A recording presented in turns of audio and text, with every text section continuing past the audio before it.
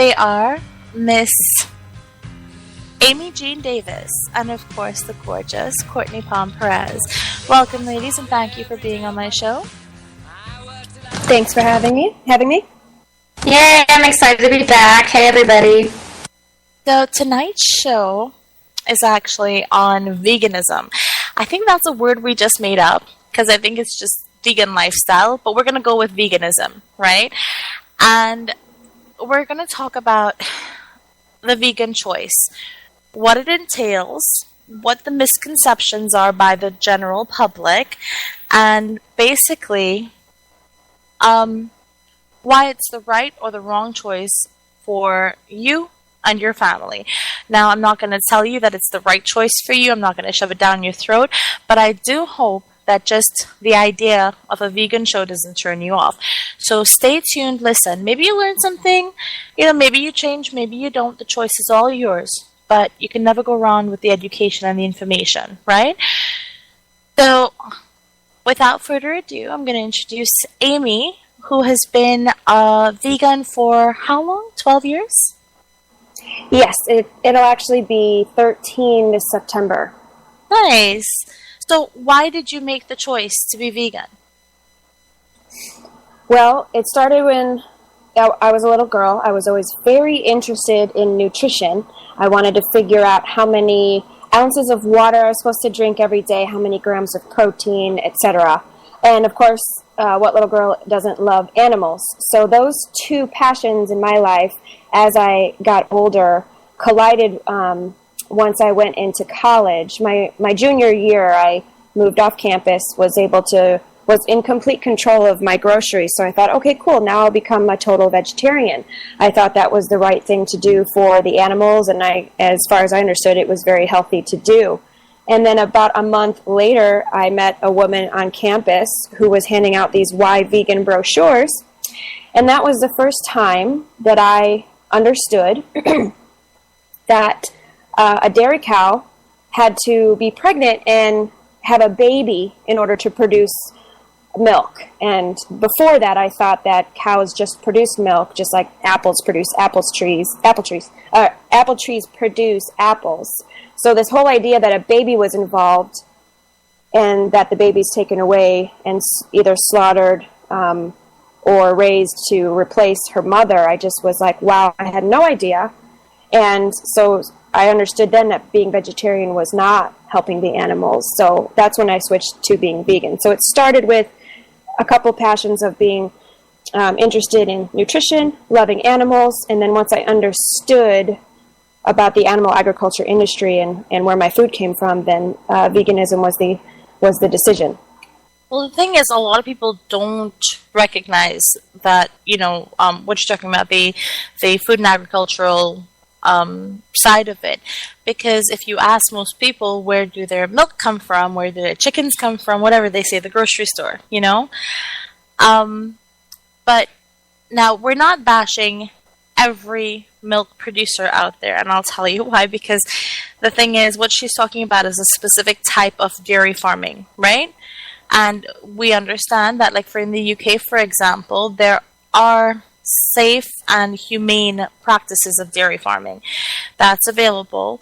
And so if you are vegetarian, and I know a lot of Hindus who are vegetarian, and they do drink milk and eat non-rennet cheese, well, we're not bashing that in any way. Amy, you're aware of those dairy farms across there, right? I'm not aware of a process in which you can get a cow to produce milk without making her pregnant, and then in order to harvest the milk, the baby can't drink it. So there isn't a way around that, unfortunately. Well, there is. No, there is, because the dairy farm I'm talking about are Cows and the Earth, and it's an Ayurvedic practice. And basically, when the cow does get pregnant, the baby is not taken from the cow, and the excess milk produced by the cow for the year, they have 50 cows. They've been able to produce 35,000 liters of milk a year that's saleable, and the bulls are not castrated. They're used in the fields to, help plow and stuff. It's a simpler, more farm style, farming lifestyle, but it's cruelty-free milk. And it's actually an organization that's run entirely without slaughter, without castration, and without fossil fuels. It's an all-natural organization across in the UK. So to them, I'd like to say a huge kudos, because that's a big deal. And the thing is, it might be a little bit more expensive to get your milk in the end run, but like you're saying, it's a lot more humane, right? So, well, humane issues aside, and congratulations to them for trying to be cool, but the issue here is that actually dairy products are not good for the body. Dairy has those advertisements out there that are saying, got milk, build strong bones. However, dairy products actually sap calcium from your bones and can lead to osteoporosis, cancer. Dairy is linked to prostate cancer in men. It's high in saturated fat and can cause heart disease.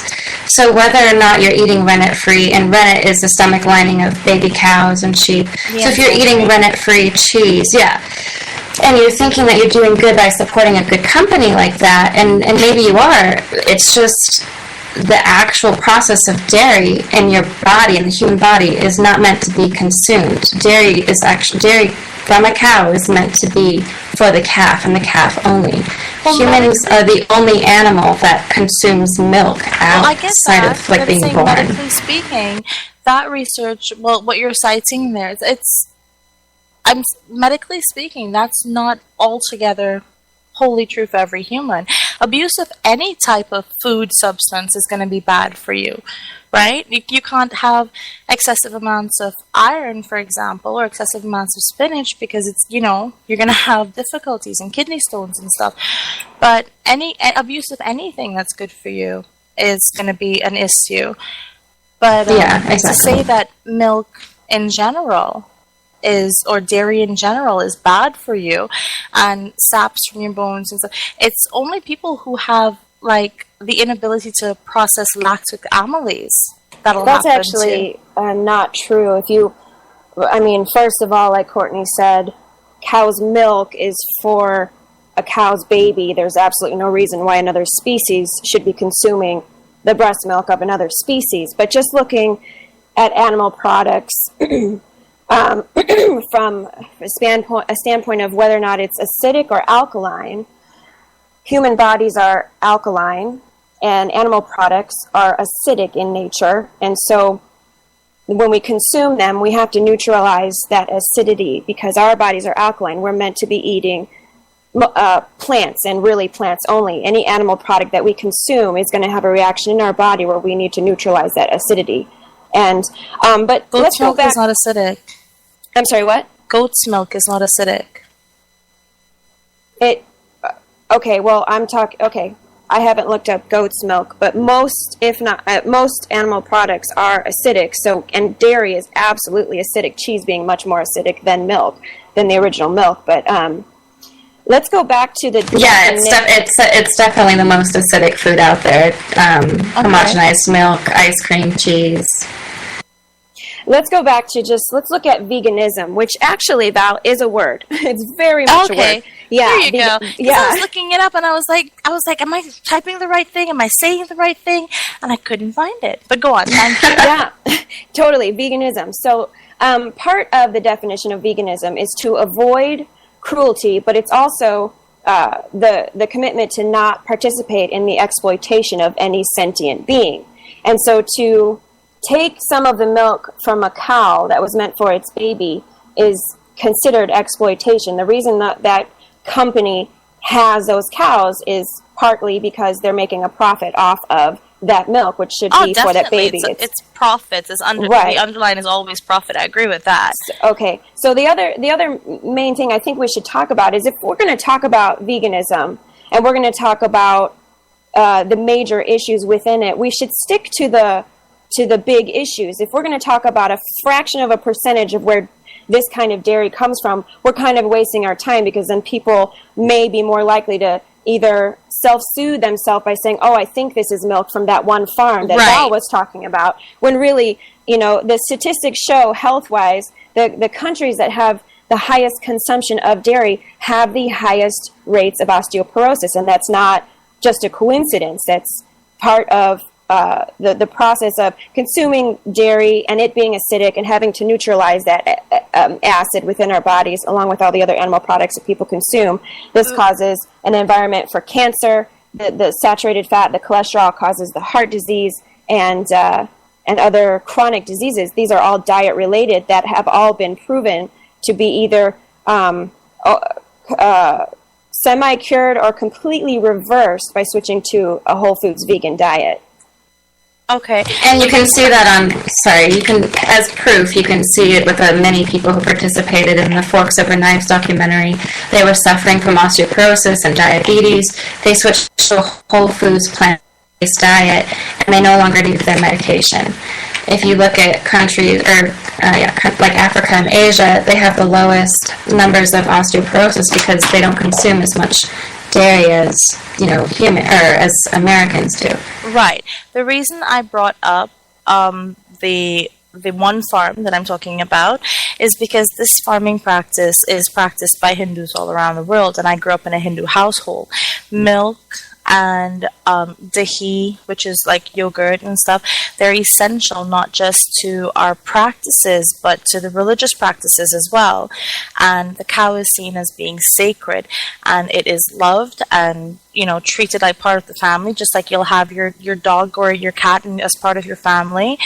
But it also helps provide for the family, because in a lot of places, nutrition-wise, the reason that they do have dairy is because they don't have the option of, they don't have the option of clean water, much less anything else. The dairy supplements their diet and gives them things that they won't get anywhere else, any other food source. And unfortunately, there's a lot of poverty like that in the world. Well, I just want to reiterate that I understand what you're saying about it being a part of the religion and the culture. But as far as veganism is concerned, it's exploitation, and therefore, me as a vegan, I am against that. I'm against all forms of animal exploitation. Okay. Right. So you want to know why we're vegans, and vegan as a definition, as Amy really stated very well earlier, is that as a vegan, it is a lifestyle, not a diet. So we are avoiding any and all exploitation of and cruelty to animals in any possible way. So we don't consume them, nor do we wear them, nor do we exploit them in shows like SeaWorld or marine parks or zoos or things like that. Exactly. So for us, I don't think that it's right to take an animal's life away and turn them into an inanimate object and wear them like a purse or a shoe. And granted, the Native Americans in America would kill a buffalo and then use their hide for their teepees and and clothing, and that's fine. But now with modern practices, we have organic hemp, we have organic cotton. There's absolutely no need for us to slaughter billions of animals.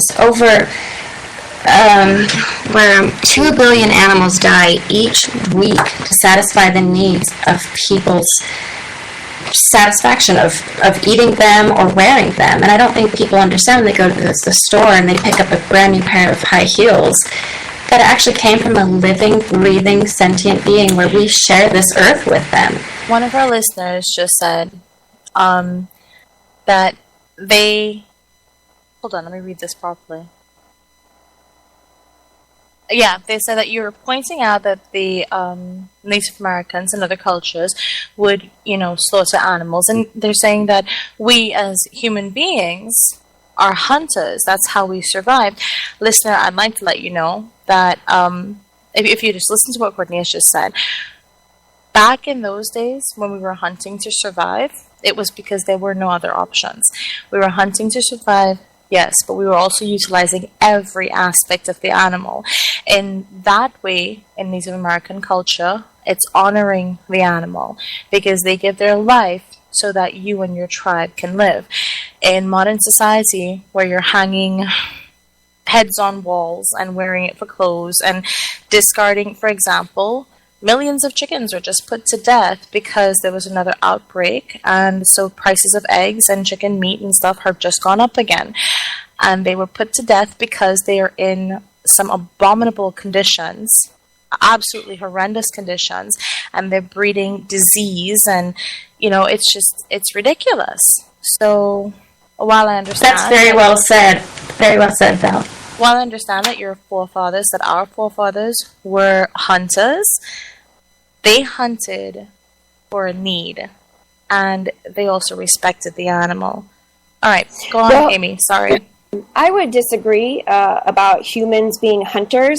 We don't have claws. We're not very fast. We aren't even covered in protective hair. We're a very fragile species. And while we do have the ability to use tools, back in those days, hunting was very hard with the tools that we were able to put together. It was a very difficult thing, and it took a lot of energy to go out and hunt. So guess what we were eating all the rest of the time? We were eating plants. And so to look at a human being and saying, yes, that's a hunter. Yeah, you're right. I hunt plants. I walk around and I find the things that can't run away. And I find the things that my teeth can naturally rip into, the things that I can just grab and eat and nourish my body, instead of the things that I grab and have to pick apart and I'm repulsed by. Like the sight of blood and intestines and organs spilling out is repulsive for most human beings. And this day and age, it should be repulsive for any human being living in a first world country at the very least, because that's a sign to show that it's not part of our instinct to go out and kill and rip apart and eat. We can't even rip it apart with our own bare hands or our teeth. We're not naturally designed as hunters. We're adaptable and we're smart and we can make tools, but physiologically speaking, we're not hunters. And if you look at the digestive enzymes that are within our digestive system, we have a lot of amylase, which breaks down fruit. And we don't have a lot of the enzymes that can break down animal flesh, and we don't have the proper enzymes to the enzymes and bacteria to break down and kill harmful bacteria that can exist in a raw animal body that we're consuming. So we're meant to eat plants. Right. I get what you're saying. I agree I agree, but what I'm saying is what my listener was trying to say was that we have a history as a culture of evolution, of hunting. That's why we had tools and whatnot. So, we're not dismissing your point of view, but I'm also not going to dismiss his point of view because it's logical. But as Amy is saying, yes, physiologically we are not capable of tearing apart with our hands and teeth, and we don't have the things that are necessary to you can't go and eat raw chicken. You'll die. You can't go and eat raw meats and stuff. You don't have it in your body, first of all, to protect yourselves from bacteria, diseases, etc., etc. Like a wild cat would. They can take down a gazelle and eat it. That's fine. You don't have it in your body. That's what she's trying to point out. I'm getting a ton of messages coming in, so I'm just trying to answer my listeners as well as talk to you guys. Sorry about that. Go on, Amy. What's our next topic, I guess? Well, the thing is, okay, there are different types of vegans, right? Some vegans who choose the lifestyle because of not wanting to slaughter animals, not wanting to infringe on their I think all vegans are pretty much like, but a lot of people choose it for the diets as well. There are a lot of great health benefits from the diet. And I wanted to go more in depth on that because I was doing some research that suggested that diabetes can actually be reversed with a vegan diet and a semi-raw food, semi-vegan diet. Yeah, it absolutely can. And one of the now wait a minute before we continue. Hold on, Amy. You've been a vegan for 12 years, but you're also an advocate, correct? Yes. Okay. Are there any groups that my listeners can go to check out the advocacy, like people that you've worked with, groups that you've worked with? Because I just got a message. They're like, "Well, who's this chick?" And they're like, just because she's been a vegan for 12 years doesn't mean she knows everything about it. Who is she to talk about medicine? Hang on. Let me talk to you about that.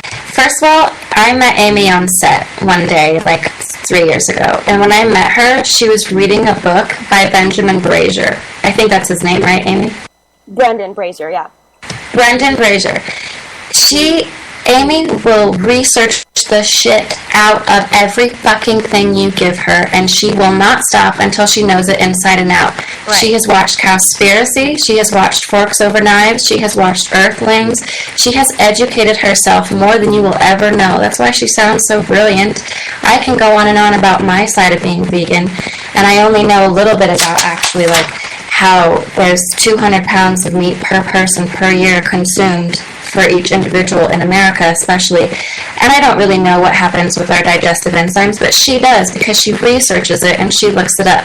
Is she the face of Mercy for Animals? Is she the owner of the Gentle Barn? No. But she's a brilliant fucking mind, and she has a voice, and she knows how to use it, and she's saying all the right shit. I love Courtney. Thank you, Courtney. Before you get antagonistic and be like, well, who the fuck is this girl? Why does she think that she can give medical advice, etc., etc.?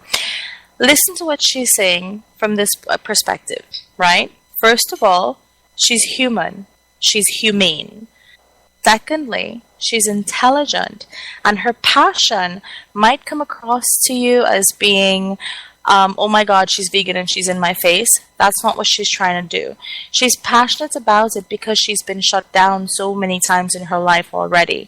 And sometimes when you've faced so many obstacles and gotten so many doors slammed in your face and people ridiculing your lifestyle, when you do finally speak out about it, the passion that imbues your voice comes across as being a little bit arrogant or harsh. I can assure you that she has every right to speak out about her lifestyle because, one, it's her choice. Two, she's intelligent. She has done the research. She has spoken to everybody else. And if you have contradicting medical information, you can say that in a nice way. Just because you think she's being aggressive does not mean that you get to react aggressively. Thank you. Sorry about that, girls. Go on. Oh, well, thank you so much, Val. Okay, so let me just reiterate or just solidify that my name's Amy. I am just a girl on this planet who was invited to speak on Val's radio show. It's a privilege to be speaking on your show, Val. Thank you for having me here. You're very welcome. Thank you.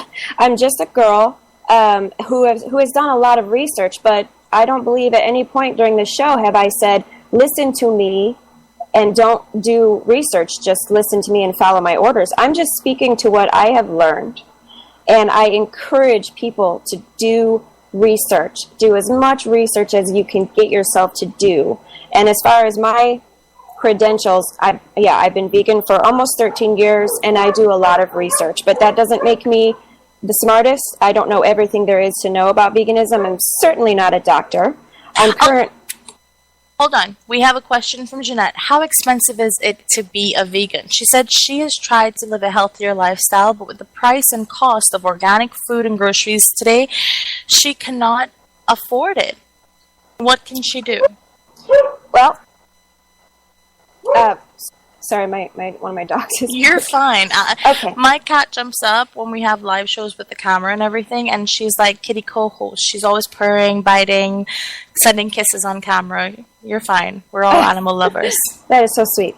Okay, so it's expensive. If you want to go out to eat at a nice vegan restaurant every day, it's going to get expensive, just like it would be if you went to a non-vegan restaurant every day.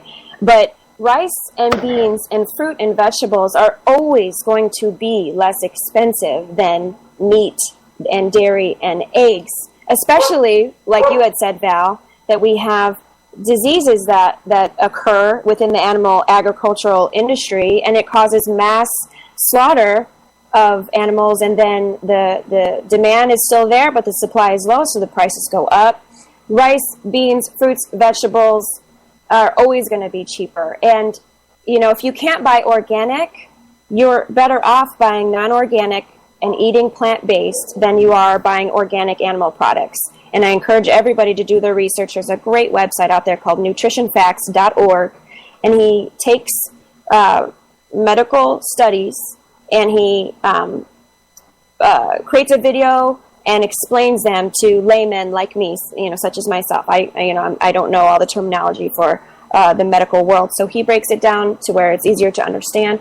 He's got tons and tons and tons of videos. I encourage people to go there to do some research. And then what they can actually do is look at the studies that he's citing in his videos and find those studies if they want to do further research. They can read the studies themselves and come to their own conclusions.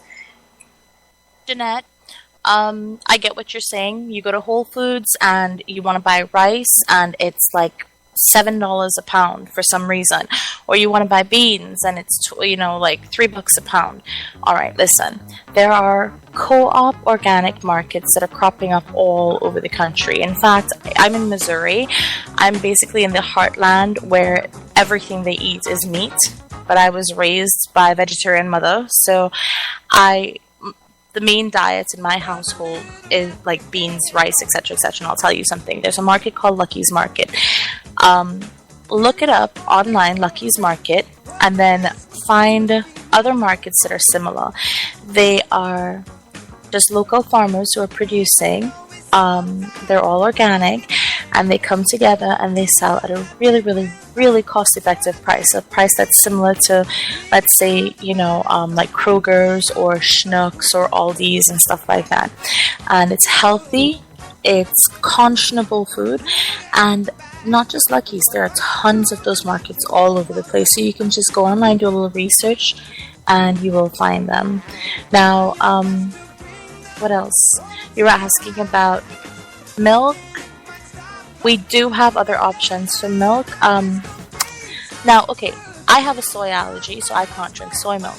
I like almond milk. I do drink a lot of almond milk. Amy, there are tons of different kinds of milks out there, right? We have, yes, soy milk, almond milk, coconut milk, hemp milk, cashew milk, rice milk. I mean, there's so many options. And they're in Costco, they're in Target and Walmart, all the big stores. And right. They're in a lot of smaller grocery stores, too. So you don't have to go to Whole Foods to find these options. Exactly. Now, we have to break for commercials. We need to pay the bills. But when we come back, we'll answer a few more questions that I have here from listeners. And we'll continue this topic after these messages right here on Talk Time with Val on Armed Radio Global. You trade just for candy. After church is through, smoking cigarettes, writing something nasty on the wall. You nasty boy. Ever have a computer issue that you can't figure out? Is your computer running slow, locking up, or giving you the blue screen of death? Now you have a store that not only can diagnose your rig, but if needed, upgrade that tired old workhorse. Centex Computers in Hutto is equipped not only to fix your computer, but give you an honest analysis of what needs to be fixed. Let's face it, your home computer is not only convenient, it's essential for your home or your office to stay in touch in this new virtual world. Now you have a place to take your computer for honest and reliable service. Visit www.centexcomputers.com for locations and times. Centex Computers Hutto is the official computer experts for On the Air with Mike Allen. Route 106 Motors is the home of fine pre-owned vehicles. Experience a no-pressure sale with a family-friendly atmosphere. Route 106 Motors has been practicing the same simple philosophy of low prices for over a decade, and it has brought us great success. Recently, while other dealers are closing their doors, Route 106 Motors is expanding. We are a wholesale dealer, and we own the property and pay cash for all the vehicles. This allows us to sell to the consumer for a lot less than the average dealership. We are a high-volume, small-profit dealer, and we pass the savings on to you. New changes have been made at Route 106 Motors. Stop by and check out our brand-new building.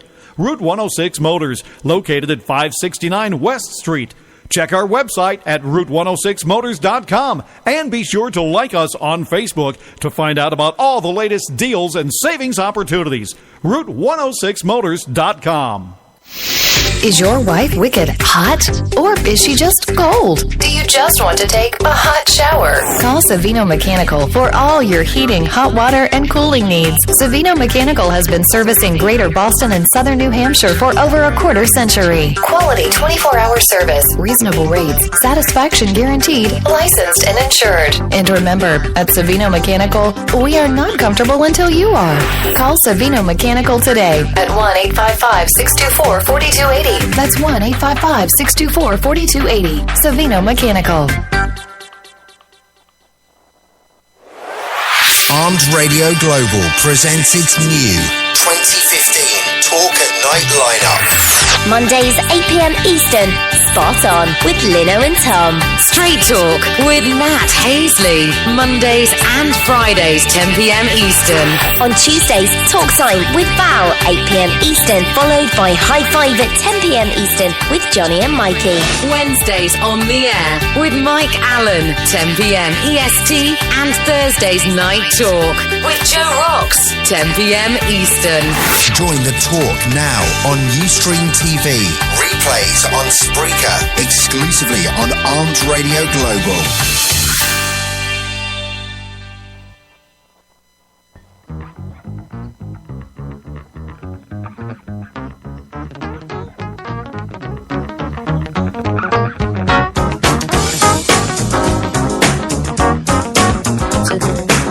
Hi, and welcome back to Talk Time with Val.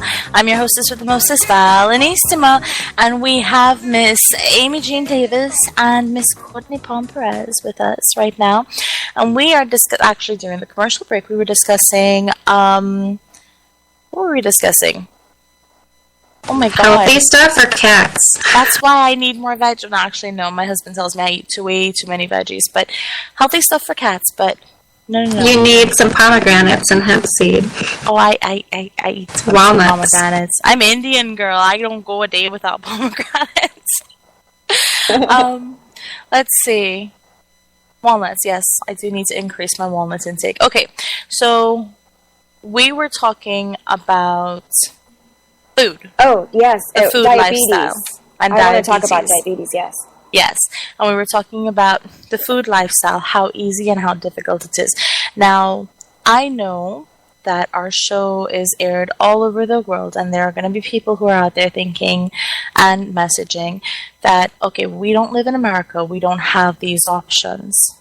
But at the same time, you have to admit as well that living in Trinidad, you have everything is basically organic. We don't use a lot of pesticides, right? And we don't have GMOs. You grow your own fruits and vegetables, or you go to the market, and it's a healthier lifestyle. That's why we have people in our country who are 110 years old and we don't blink an eye to it. You might not have the options of the rice milk and the almond milk and stuff like that. Okay, if you don't have the option, then that's fine. Nobody's judging you.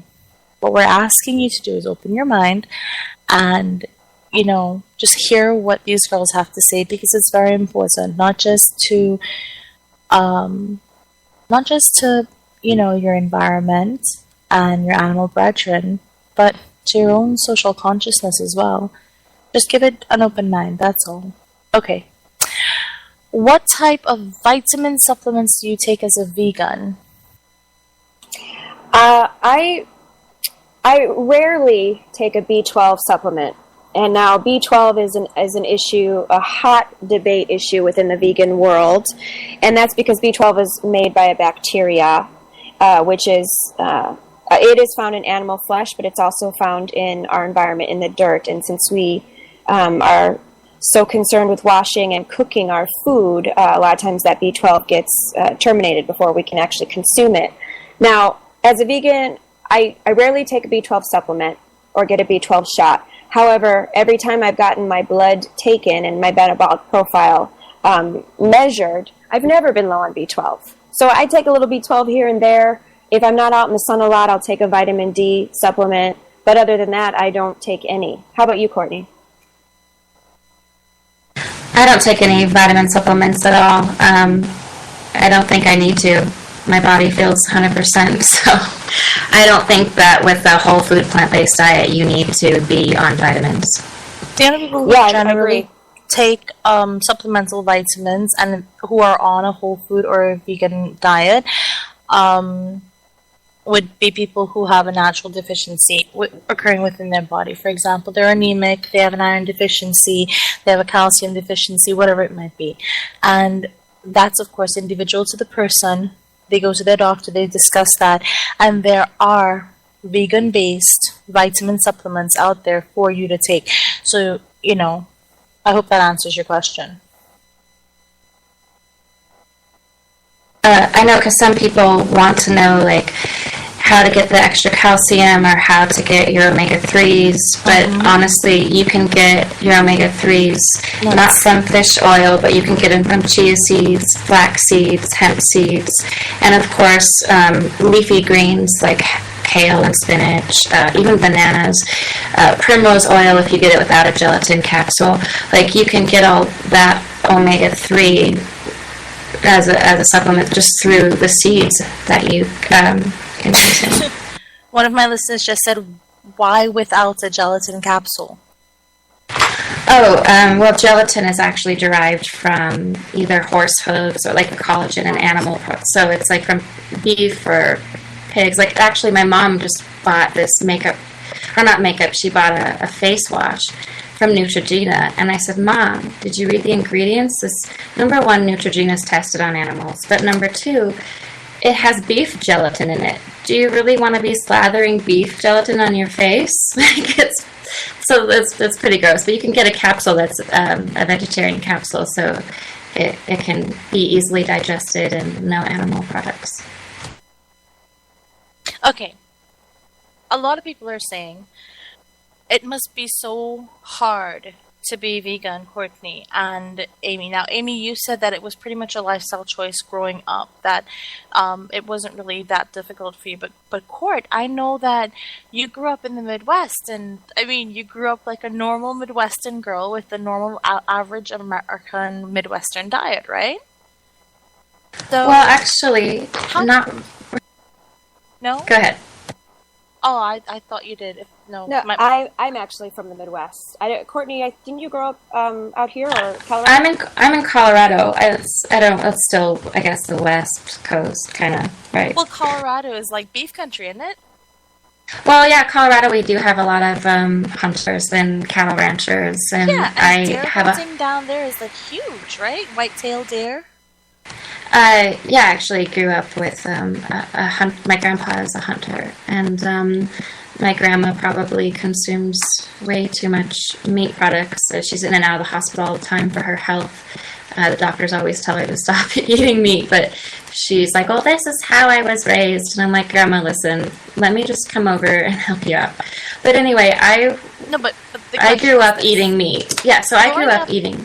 Right, growing up eating all this meat, and you're thinking this is the normal average diet, it's healthy, that you're being told your entire life, this is what's good for you, eat this, eat that, eat your liver and onions, it's good for you, and, you know, be grateful for what you have, blah, blah.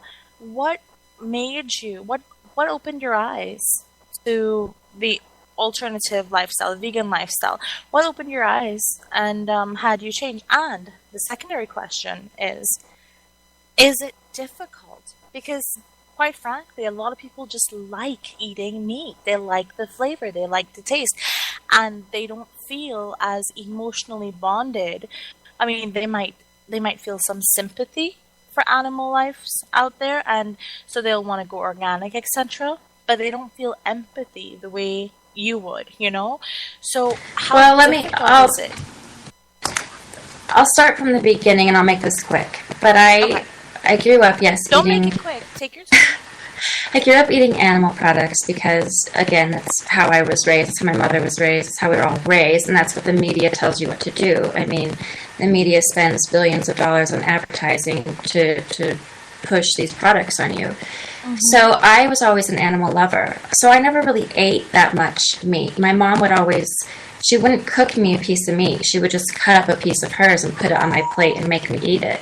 I was pretty much a vegetarian my whole life until, like, I felt obligated to eat it. And does it taste good? I think what makes meat taste good for people is actually plants, because what we season the meat with comes from plants. Garlic, onion, pepper, thyme, rosemary, lemon, you know, so we're all the flavoring spices, it. All the herbs are plants or plant-based, yeah. Right, exactly. So spices and herbs are flavoring up this dead piece of flesh. And again, you know, you're saying people don't have the empathy towards the animals. Well, it's because they're not going out and gutting it themselves. And you see a bright red piece of meat packaged very nicely in a freezer at the grocery store. And, if you really were to cut up an animal, its flesh would start rotting almost immediately, and it would turn gray. So this red meat you're seeing at the grocery store, why is it red? It shouldn't be red. Yeah, there's blood in there, but when you see old blood, it's like darker. A dark maroon, brown, it's not bright red. But anyway, I went to Vegas my freshman year of college, and on my way back, I passed a cattle truck, a transportation truck full of cattle, and I swore off beef right then and there, and I never ate it again. And then in 2007, I volunteered abroad in Greece, and I lived there for 2 months working on a farm, rehabilitating animals. And I went vegan pretty much right there, but sorry, I just get so emotional. That's all right. I just can't do it. But anyway, so I went completely vegetarian in 2007. Like, I wouldn't even, try meat. I wouldn't even go for humane or, this was, right. Cage-free. I just stopped. But then I grew aware of what rennet was in cheese, because I was like, I love cheese. I'm going to eat cheese. I don't care what people say. It's not bad for me, whatever. And so then I was like, what the hell is rennet? And I looked up rennet, and I immediately threw up. I was like, what did I just eat? What is rennet? And again, that's the stomach lining of baby cows and sheep, and it's in cheese. Not all cheese, but it's the enzymes to help culture the cheese. And so then I was like, I can't eat cheese anymore. I'm not going to eat this. And then I was like, rennet-free cheese. Okay, I can still eat cheese. Well, then I got a smartphone 2 years ago, and I got on Instagram. And that's when I opened my eyes, because then I was like, wow. In America, particularly, I'm not talking about any other family-based farm, anywhere else. I'm talking about in America, where I've witnessed dairy farms and egg farms, chickens staying in the conditions that they live in and popping out these eggs. I was like, I can't do this anymore. And it was so easy for me right then to just stop. But I will tell you, chocolate was really hard, because I was like, why would chocolate be bad? Chocolate's not milk, is it? But they don't really take the babies away from the mama cows, do they? No, chocolate's fine. I'm going to eat a piece of chocolate. It'll be fine. So a month into me being vegan, I was still eating chocolate. And then I was like, why the hell am I eating chocolate? And so I started getting more followers on Instagram. I started following more people on Instagram, and I really just opened my eyes. And right then I was like, okay, I'm done. And I became an advocate ever since. So I've actually, in my 2-year span of being vegan, I have helped over 36, and I could probably name them all for you right now, 36 people transition into a plant-based vegan diet. Nice. If I would really like to answer the question about whether or not it's hard, if there's time. Yeah, there's lots of time. Go on. Okay, so it is hard to be vegan if you're still disconnected from the reality of what goes on in animal agriculture. But if you're a person who is naturally compassionate, because human beings are naturally compassionate beings, and you're walking down the street and you see some guy with a lemonade stand, only he's got blenders out there, and he's throwing little chickens in the blender and blending them up, you're going to say, whoa, stop doing that. That's a terrible thing to do. Yeah, you go to the store and you buy the eggs, and that's a part of the egg industry, is grinding up male chicks because they don't lay eggs, and they're a worthless byproduct of the egg industry. So there's a disconnect. So it is very hard to be vegan when you don't know the truth about what's going on. But once you know the truth, once you actually look at the atrocities that go on farms, whether it's an organic, free-range farm or a factory farm, you would say, I don't want any part of that. And in order to not be vegan from that moment forward, you have to reaffirm that disconnect in your mind. And that's what it comes down to. Actually taking the time and the energy and as human beings, we tend to want to hide or we have this, what do you call it, rubbernecking thing where we want to see tragedy, but we don't want to actually be touched by tragedy. And during the commercial break, I brought up that advertisement that's on TV for the Humane Society, the American Humane Society, and it's all these cats and dogs in the rain, in cages, malnutrition, diseased, etc., etc. And, I will say that every person that I know actually tries to switch the commercial off, including myself, when you see it, because at that point in time, when you see their eyes and you see that grief and that sorrow and that fear in their eyes, you feel horrible that you can't do more, that you can't be at the shelters every day, that you can't raise more awareness, that you can't help more. You feel completely downtrodden and depressed. Now, if you make that connect when it comes to your babies, your fur babies, all Amy is saying is make that connect with the other types of animals in the world as well. And you can do that easily by not hiding your head in the sand and just doing some research. As for chocolate, when you said no chocolate just now, Courtney, it created all-out, bacchanal on my computer here. I have so many questions about the chocolate thing. Okay, listen, people... Oh my god, there's so many great vegan chocolates now. It's incredible. Right, and quite frankly, I'm going to tell you this. I grew up on a cocoa, coffee, and citrus farm. Chocolate is a way of life, and you don't need milk for chocolate. Dark chocolate is the best way to go. Okay? Yeah. But even if you're a milk chocolate fan, there are alternative vegan milk chocolates as well that are on the market that are really good. Really good. Made of coconut milk. Yeah, the coconut milk ones are really, really good. Coconut milk, there's one that's a 60% dark chocolate with coconut milk, and there's cracked pepper and sea salt. Oh my god, so freaking awesome. And the coconut milk based caramels are really, really good too. You don't have to give up chocolate like Courtney did. You can still have chocolate. Oh, girl, I did not give it up. I just switched to vegan chocolate because I actually did research, and I said, oh, Whole Foods sells this, Lassen sells this, and even Trader Joe's sells a few. I mean, it's all over. There's this really great brand, too, that we actually had at the Gentle Barn, and I'm going to look it up right now so I can tell that to everybody.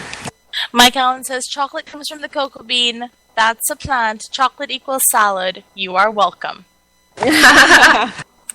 Okay. So, let's see. I actually have an article in front of me here that will hopefully calm you chocolate lovers out there. There are some picks for the top 10 favorites for commercially available vegan dark chocolate bars. And here they are. Altic-Co dark chocolate varieties, Chocolove dark chocolate varieties, Crispy Cat chocolate bars, Divine dark chocolate varieties, Endangered Species organic dark chocolate, Equal Exchange dark chocolate varieties, Kalari chocolates, Lake Champlain dark chocolate varieties, Newman's own dark chocolate varieties, and Theo dark chocolate varieties. And all you have to do to find it, same thing I did. Go to trusty Google, type in vegan chocolate. It's on onegreenplanet.com. There you go. Yes, it is. .org. onegreenplanet.org. .org. Yes. And you're gonna Amy, do you know those chocolate bars at the Gentle Barn? I see the pictures of them, but I can't remember the company's name. I don't. I actually, I'm not really a big chocolate fan. I never have been. I know. Is it called the Chocolate Barn? They have a bar that's called the Twilight Bar, the Buccaneer Bar, the Mahalo Bar. So it's basically your Almond Joy, your Milky Way, your Snickers, all so better non-GMO organic vegan. To find what she's talking about, you can go to www.thechocolatebarn.com, and you can see all the varieties of chocolates, ice creams, etc. And is the Chocolate Barn a vegan place? Oh no, Yes. It's the Gentle Barn. I don't know the Chocolate Barn. Is that the a thing? Gentle Barn. Okay, forget that. Sorry, the Gentle Barn. Let me go look that up. Sorry. The Gentle Barn is a sanctuary in Santa Clarita, California, and they sell nothing but vegan products there. And they also have a lot of rescued animals there. But they sell these vegan chocolate bars. They also found at Whole Foods, and they are just so good. So the Gentle Barn, though, its purpose for existing is not to sell vegan products, but rather to be a safe, forever home for animals that have been rescued from all areas of animal exploitation. The food industry being the main one. So they have a lot of cows and goats, sheep, chickens, turkeys, pigs. They have all of these animals that were rescued out of severe abusive situations, which I would call farming, and they were able to rescue them at the last moment, or by bartering, sometimes by just fixing the backyard butcher's truck, and they shook hands. And so, That was Dudley. yeah, that was actually a different. I'm talking about a different one where they rescued a mama cow. Didn't know she was a mama until they listened to her mooing constantly, just not stopping, and then they noticed that her udders were dripping. So they went back to the backyard butcher and said, "You didn't tell us that this cow had a baby. We know she's got a baby because we can tell by the way she's acting." And they said, "Oh yeah, well we already sold that baby." And they said, "No, give us the baby." And so they said, "Well, our truck's not working, the truck that's supposed to take this baby to the client who bought it, and it's not working, so if you can get the truck working, we'll give you the baby." So Jay of the Gentle Barn got the truck working, they got the baby, and they brought it back, and they have it on video, the re-meeting, the reuniting of mama and baby, and it's just incredibly emotional just to see that these cows, they're a sentient being, and when they have a baby, they're just not dumb and like, "Oh, did I have a baby? Oh, I didn't even know. Oh, you're taking it away? Oh, I don't even care." No, they form serious bonds with their babies, and every time a dairy cow's baby is taken away, that dairy cow is traumatized.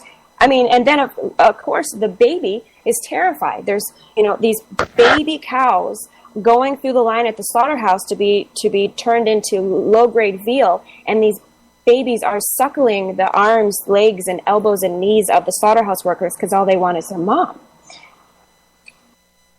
Well, I'm getting Yeah, that's right. I got the story wrong. I forgot because Dudley was from a different rancher, and yeah, that story, I was putting the two together. So my mistake. I'm getting a lot of oh, well, I'm sure you won't answer these questions because they're too hard-hitting and you won't give these to the girls. So here are a couple of the antagonistic people and what they have to say, right? Why are you focusing on animal rights when there are so many human atrocities happening every day? You're talking about babies being taken away from their cow mamas. Well, what about child soldiers and, Can I take that one and then let you guys answer this one because this person's I'm ready. I'm ready whenever. Me too. Okay, hold on. First of all, animals don't have a voice for themselves. There are many human rights organizations in the world, and we are not detracting from them or taking away from them in any way. So why would you try to detract from the animal rights organizations that aren't doing you any harm and are actually trying to... If you promote a conscionable harmony between human beings and animals, do you not think that conscionable action would impact every aspect of your life, treat your other fellow human beings more, justly? All right. If you can't think past that, and you are going to continue being antagonistic just for the sake of, doing so, then how about you think about this? Yes, there are child soldiers. Yes, we grieve for those child soldiers. We don't agree that it should happen. But we aren't billionaires. We don't have we three women in here, we are not billionaires. We don't have the means or the method of going there and taking the guns out of these children's hands. If you are a listener to my show, you will know that this is an issue that I've also dealt with. So for you to come here on your soapbox and basically attack my guests and myself because you are passionate about something, well, it makes you a hypocrite, doesn't it? Because these ladies are passionate about animal rights. And because the animals don't have a voice for themselves, they're giving them a voice. Now you say those child soldiers, they don't have a voice, and you're giving them a voice, and that's fantastic. We applaud you for that. So don't be a bigot, don't be a hypocrite, because all you're doing is detracting from your own cause by tearing apart the cause of others. Courtney, your response? I'm speechless. You're amazing. I think that that's phenomenal. But I just want to let you know that I actually know about the children in northern Uganda, and I have been an advocate for them as well. I actually did a couple of marches and a couple of overnight stays, and I've donated a lot of time trying to bring soldiers. I know it's. I also have a master's. You're breaking up really, really very bad, much Courtney. aware. Oh. Are you there? Is she breaking up for you, Amy? Yes, really bad. Well, why don't you give us your aspect? And Amy, go then. Go ahead. Okay. First of all, I believe that, Val, you're so right that by coming down on somebody else for fighting for something that is good, something that is only a positive outcome, is just a terrible usage of your time and energy. But second of all, and this part is really important, and I hope the listener that asked that question is listening, everyone has to eat. So when you eat, which is not an option if you want to stay alive, you either choose violence, you choose environmental destruction, you choose ocean dead zones, you choose violence, or you choose nonviolence, and you choose health every time you eat. So this is not something that's just a choice. I'm going to choose to be passionate about human rights or this topic within human rights, or I'm going to choose to be passionate about animal rights. This is something that every single person on this planet who has the option of buying or getting their food has to make. So that's what I want you to remember, is that this isn't about just focusing on the animals and not the humans. This is focusing on an issue that everybody has to sit down to every single day if they want to live. I never thought about it like that before, and you're absolutely right. It is a choice that everybody has to make, and a lot of people don't realize that it's a choice. So that's why these young ladies being on this show right now is giving you the options. I didn't mean to cut you off, Amy, but we do have to break for commercials. So listeners, why don't you think about that point? And when we come back, Amy can continue her thought, but we do need to pay some bills. So stay tuned to Talk Time with Val right here on Armed Radio Global after these messages.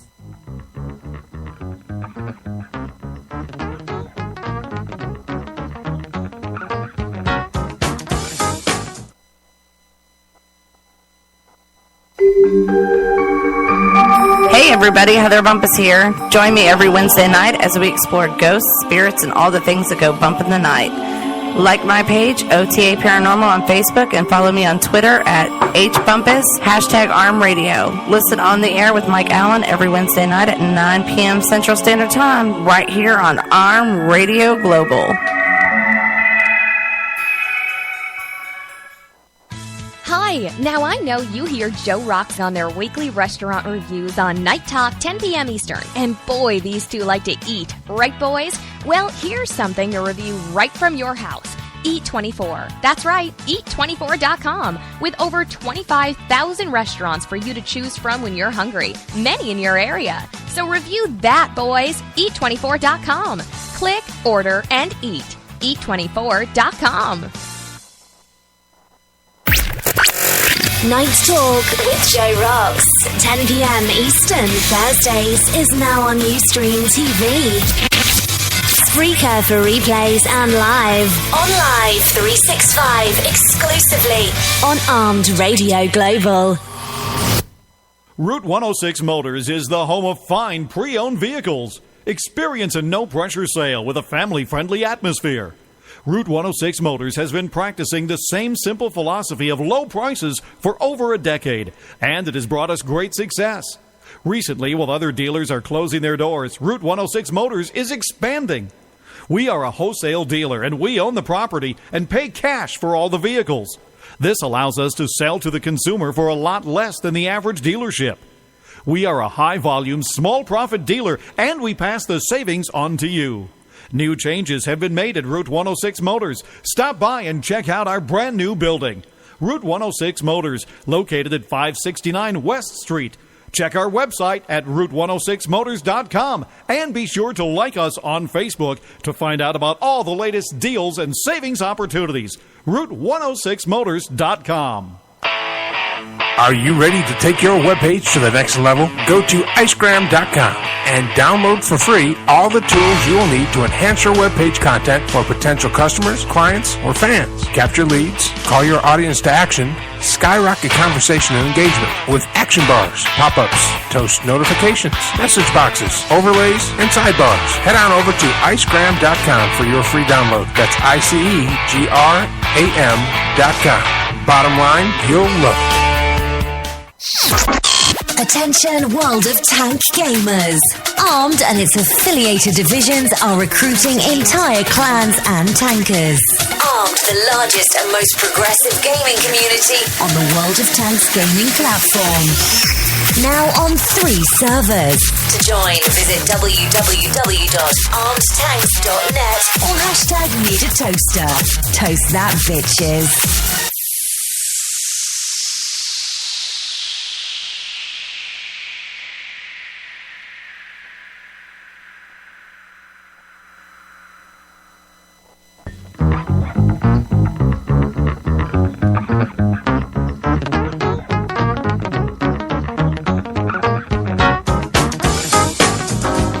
Snarky.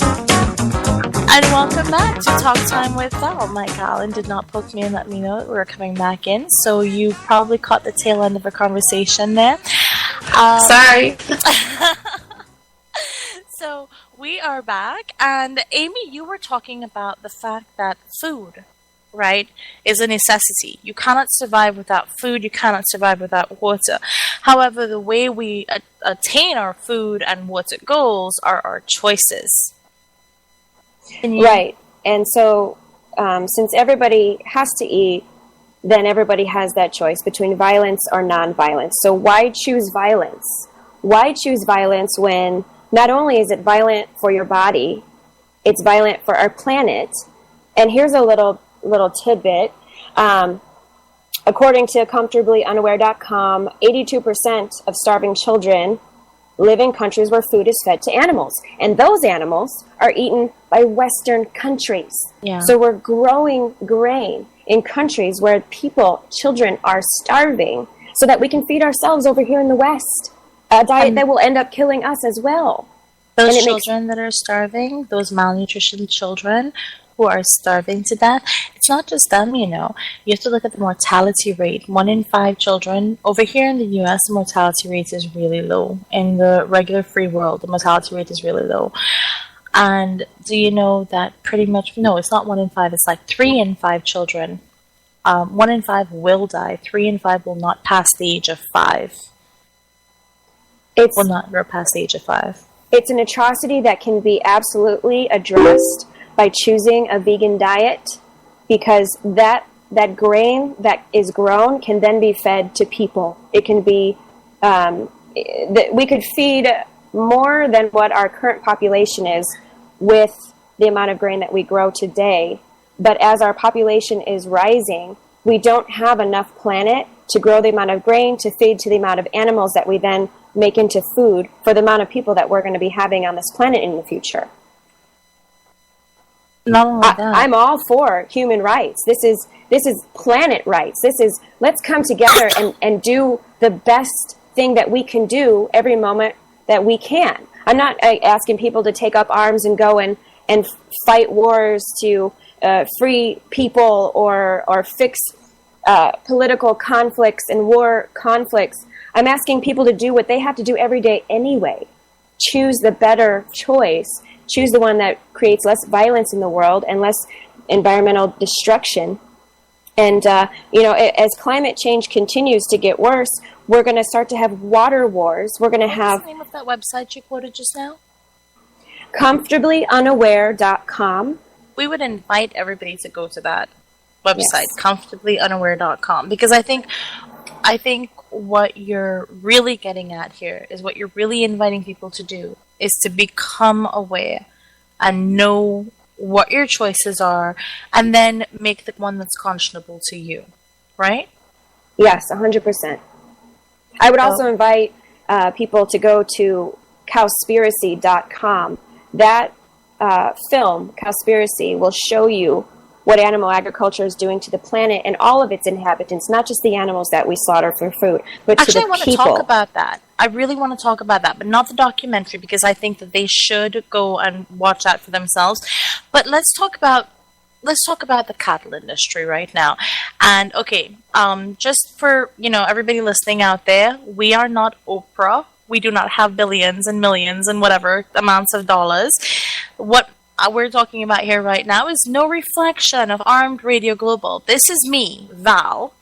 These are my guests, Courtney and Amy. We have opinions. We're going to share them. So do with that what you will. Now, the cattle industry. The cattle industry, like you said, they're growing a lot of alfalfa, a lot of grains, a lot of wheat, and corn to be fed to the industry, cattle industry. The cattle are then being slaughtered for beef, etc., etc. People think, so what? It's not really doing any harm. It actually really is doing a lot of harm to the environment. Can we talk about that for a little bit? I would love to. Okay. I'm opening the floor to both of you. Just go ahead and just give us all your thoughts. Okay, so, for example, water usage. Here in the U.S., we have our water companies telling us we can't water our lawns, take shorter showers, get low-flow faucets, low-flow toilets. Domestic water usage. Millions in the of US, trees being put to death in California in the almond industry because there's not enough water to water them all. Go on, sorry. Right. So, domestic usage, taking showers, doing laundry, watering your lawn, 5% of the water usage versus animal agriculture uses almost 50% of water. That is water that we don't have to be using on animal products. We could be growing plants, use a fraction of the amount of water, and then we have all this water left over that we're not using. So we're not in a water crisis, and that's just the U.S. I don't know what's going on in the rest of the world. Hopefully it's a better situation, but that alone, the method of having to grow food to raise an animal to then slaughter it, that conversion of energy and resources is astronomical. It's a waste of resources. So if we took all, for water, humans drink around 5 billion gallons of water a day. Cows, the whole world, all humans drink around 5 billion gallons of water. Cows drink 45 billion gallons of water. 40 more billions of gallons of water cows are drinking. Cows that don't need to be here. Cows that we are breeding and raising and slaughtering. They don't need to be here. We don't need to be putting that water into those bodies. We could just not breed them, use our water to grow plants and eat, and have all this less violence and so much more resource availability to ourselves.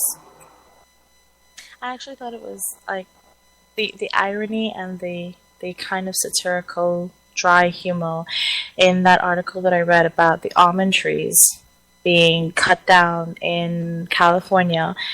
Acres and acres and acres of almond trees being cut down because there's a water shortage, right? And each almond tree takes 45 gallons of water.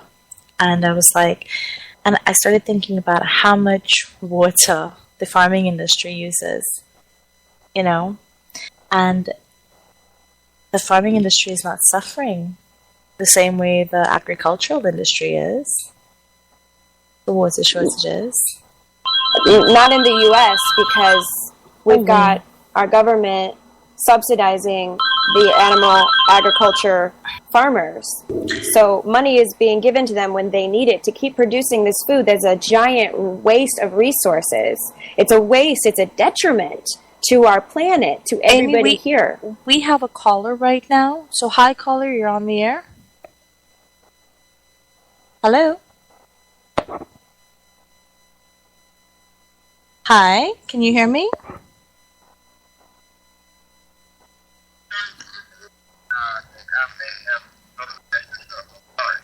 Oh, you're fine. You're trying to catch the show and you ended up calling in live to the show.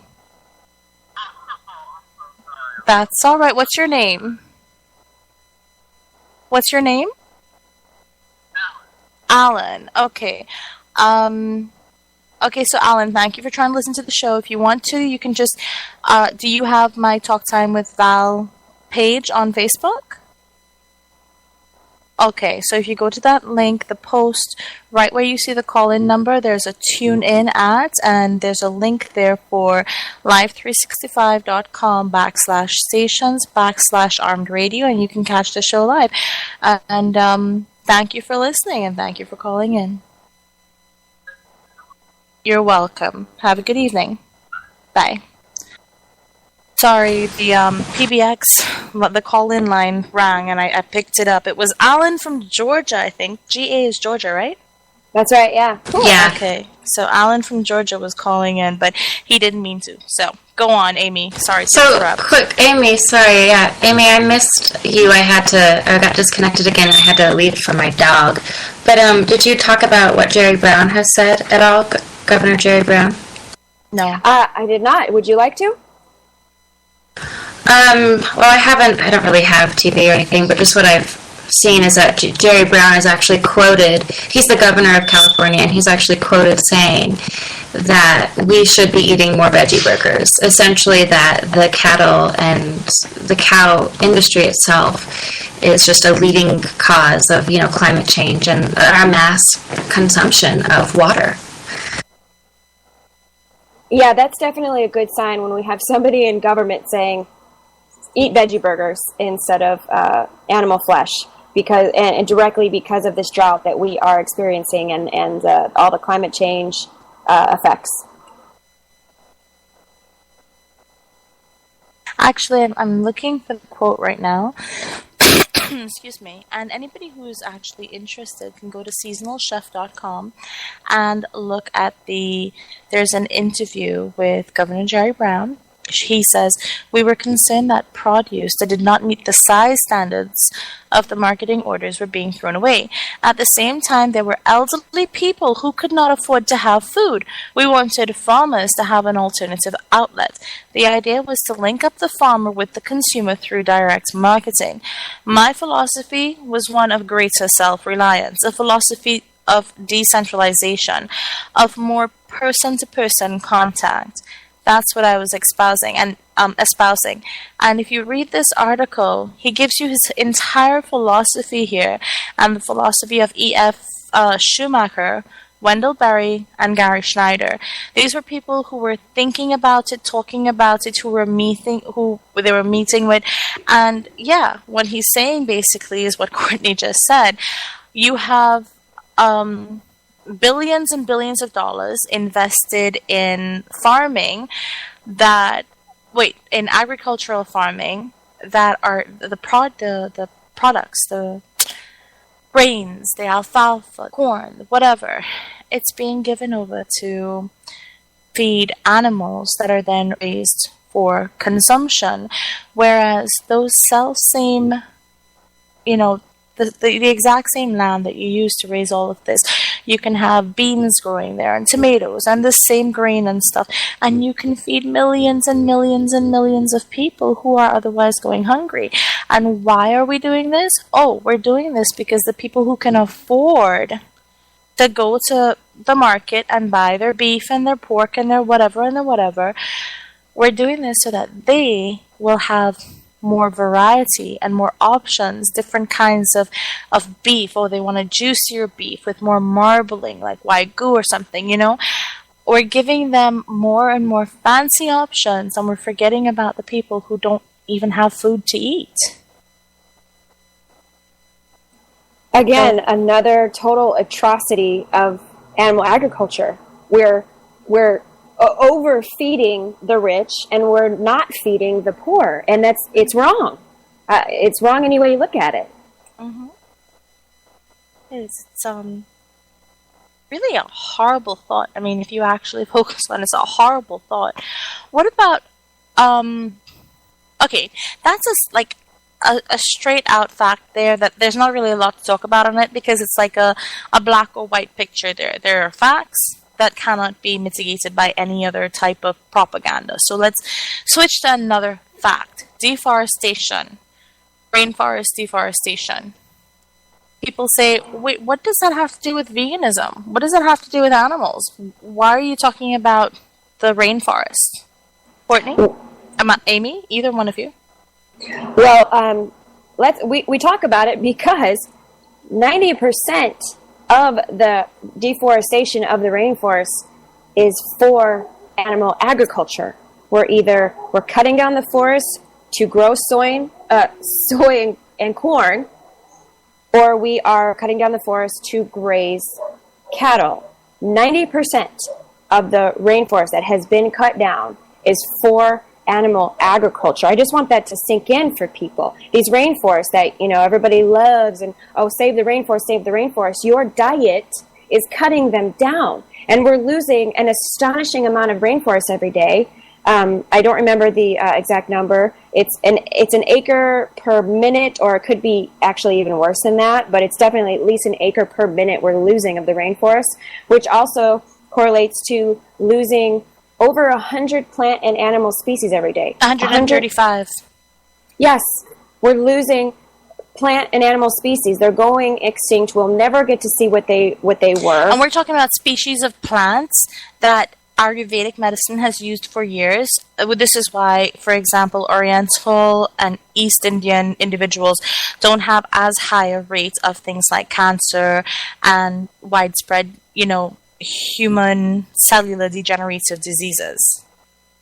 I'm sorry, I had to bring that up because that ticks me off. The fact that there are so many plants that are used in Eastern ancient medicine that are only recently, in the last 20 years or so, being used in Western medicine to produce pills to help people with something as great as cancer, as big as cancer, and as little as, eyesight degeneration, things like that. And these plants that are being destroyed in the rainforest, those plants, well, imagine how many things they could probably help with that we have no clue about because we are randomly destroying them. Yes, we're cutting down plants that could heal us of diseases in order to feed us a diet that gives us diseases. We are the number one killer of Americans.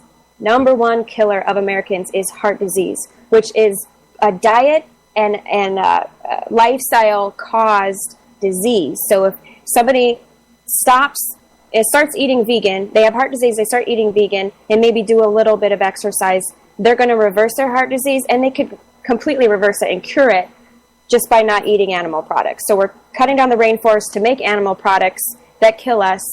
It's just it's a crazy cycle. It's a total crazy cycle. Well, and there's been an alarming amount of true success stories of people actually reversing their heart disease, diabetes, and cancer. I know I have a friend particularly suffered from breast cancer, and I know a few people I follow on Instagram have had cancers, and they were like, okay, I'm stage 4, I'm going to die, and they literally turned into a vegan diet, and they're alive and well. I'm having some difficulty here with my internet connection. I might break off for a few minutes. Okay, I'm going to try to fix this. Mike Allen, are you there? Mike? I'm here. Okay. Mike, would you just talk them through, ask a few questions to me, and I'll be right back, please? Are you sure? I'm sure. Now, girls, Mike Allen is a hardcore carnivore, but he's going to ask you, I'm not trying to put you on the spot here, I'm sorry about this, but he's going to ask you questions that a lot of listeners out there are going to ask, right? At the same time, he's aggressive, but he's not overly aggressive, and he's an intelligent man, so he'll keep it clean. But Mike also has a sandwich named after him with bacon in it. Yes, he does. So I'm going to, that's And all it right is with you, so I'm going to good. sort this out, but I will be back, and I won't be able to hear what's going on. So, Mike, please be nice. I'll be Listeners, nice. you can message Mike on his Twitter or on his Facebook in the interim while I'm not here, or just keep messaging me, and I'll take care of it when I come back. Go on. Sorry. Amy, I didn't mean to cut you off. Go on. I'll be right back. Okay, well, I think I was finished with my thoughts, so I would love to hear Mike ask some questions. Well, I'm not. I eat meat, and I like it, and I'm not against anybody choosing to put whatever they want into their body. So don't get this thing. Don't get it wrong. Val, I give Val a hard time, but if you guys choose to not eat meat or eat products that are made from an animal, that is absolutely 100% your right. Exactly, Mike, but I think that maybe you weren't really fully focused on the conversation about people who are starving and about the water usage, and it's more about just taste at this point. It's more about just, oh, I like meat, you can do what you want to do. Well, it's like, okay, well, oh, I like to, I'm a pedophile, but you can do what you want to do. You know what I mean? That's what it sounds like to me. Well, I wouldn't compare people that are not vegan pedophiles. It's a little extreme, but because that's a whole other animal right there. And with the background in law enforcement, those types of people don't rank anywhere on my list of anybody that I'd give a crap about, to tell you the truth. But I was listening to your breakdown of water usage, and it's interesting to me that no one ever brings up that we have the exact same amount of water on this planet as we've had for thousands of years, except for maybe the little bit that we've shot into space. It's not a shortage of water, it's location.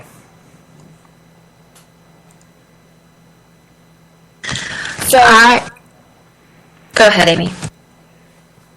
But location is definitely a problem. So once we use all the water in our location, what do you suggest we do? Well, we're just coming out of a drought here in Texas. We got 2.3 feet of water 2 weeks ago. We're about ready to get dumped on again. And this is after about 8 or 9 years where it just didn't rain. So now we've got all this water. It's filling up our lakes. And California is kind of in the spot we were in. Do I think that's because of human beings? I don't believe so. I don't. I think this is a cycle that's been going on for thousands, if not millions of years. And we as humans, though, we like normality. We like steady. We don't like change. So when these weather patterns come around to where right now California is in a drought, they're beginning that cycle, looking at about 8 years, maybe 7 years. And then the cycle will change again, and they're going to have all the water, and we might not have any water here. But no, I'm just talking about water. You're talking about water and water usage. Every year the Mississippi River Basin floods. So I'm pretty sure those guys would love to take some of that water and pump it out to California. Okay, but you're saying that because their trailers are floating away. You're saying that we have cycles as a planet. And I agree, we do have cycles as a planet, but you have to admit that man-made, man's intervention has sped up that cycle a great deal, according to all the studies that are out there. I don't think it's sped up a cycle. I think it's not adjusted to the cycle. I mean, you build Las Vegas in the middle of a desert, and you have to, you made the Hoover Dam to serve the water needs of a city that was built nowhere near water. California, Los Angeles, you got Los Angeles, San Diego, and what boggles my mind is here in California they're talking about water restrictions and getting the government involved when, in Qatar and Kuwait and Saudi Arabia, there's not a real big table of fresh water. They desalinize the ocean water, which is not a hard process to be quite honest. So the whole coast, all one coast of California is on the ocean. Why don't you build some desalination stations and start pumping, processing the water? You take the salt out, and you can use desalination plants are actually great too for plants and agriculture. Absolutely, you can use it for fertilizer. You can use it for table salt. Sea salt's the big rage now, and all the but Mike, can I interrupt you for just a second? I'm sorry, but I think that we're missing the point that the reason we are out of water is because of the way we live our lives and the way that we use it. And not only do we use it to grow alfalfa and to produce cattle for food, we are also filling up pools that are unnecessary. Instead, we should have gardens in our backyard. But also, what we're forgetting is that with climate change, our ozone layer is thinner and the glaciers are melting. So it's not a cycle that just kind of happens and we go with the flow. It's something that we are contributing to, detrimentally so. Well, we agree. Majorly contributing to that cycle. We agree to disagree on that. I don't think there's enough people on this planet, technically, to. I think when this planet has enough of us, it'll just shake its shoulders and we're all done. So. You know what? You know what the great thing about the human race is? There are studies that support both avenues, and the great thing about the human mind is that we have the ability to make our own opinions, form our own opinions, and agree to disagree. And that's beautiful. Mike, you've read the studies that you've read, and me, I have I have a completely opposite view, and I think that the human race is basically a parasite on the planet. But a virus. Well, I agree. Talk about some. I agree that we're a virus. Well, I agree that we're a parasite, and that we have more control over. And don't get me wrong. As a sportsman and a hunter, there's no other greater advocate for the saving our wetlands, saving our parks, saving our nature. Because there's nothing I like better than in the fall when I go hunt, just to be out in the woods and just to sit and listen and watch. And that's, to me, it's very peaceful. It's relaxing. And there's nothing in the biggest financial backers of conservation are the hunting and fishing population. So, if you have a factory and is dumping sludge into a stream, no way do I support that. We should be responsible. Diet is dumping pollution into the ocean. However, on the same token, I don't believe that meat eaters are melting the snow caps on the mountains in California. Maybe not you, but the cows that are produced for your stomach are. Your diet, your lifestyle, you contribute directly to this cause. If you were to go out and hunt for your meat, then you are by all means safe to say that you are not one of those people that are melting the ice caps. But how does it feel to you to use a weapon to take an animal's life and to see their soul escape their body? How does that make you feel? If you were a lion, I get it, because you're using your body. You are using an instrument to take a life away from another another soul. That's how a war is to me. People killing people while people killing animals. It just, to me, is theft. And it's not right.